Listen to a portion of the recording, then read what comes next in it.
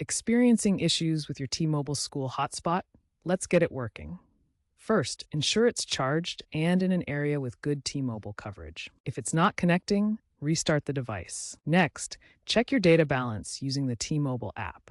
The program provides 200 gigabytes of data per month, but is throttled afterward. A common fix is updating the APN settings. The correct APN is fast.tmobile.com with no username or password. To update this on Android, go to Settings, Network and Internet, Mobile Network, Access Point Names. On iOS, this usually requires a configuration profile. If problems persist, reset your device's network settings or contact T-Mobile support at 611. To be eligible for the T-Mobile School Hotspot program, you must be a K-12 student from a low-income household, often verified through programs like SNAP or free reduced lunch. Activation involves registering the hotspot on T-Mobile's website or app using the device's IMEI.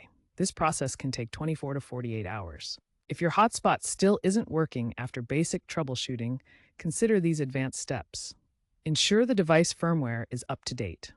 T-Mobile releases updates to address connectivity issues. Also, be aware of potential outages, especially during regional storms. Check T-Mobile's status page.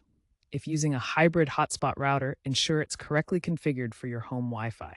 If all else fails, a visit to a T-Mobile store might be necessary for hands-on assistance.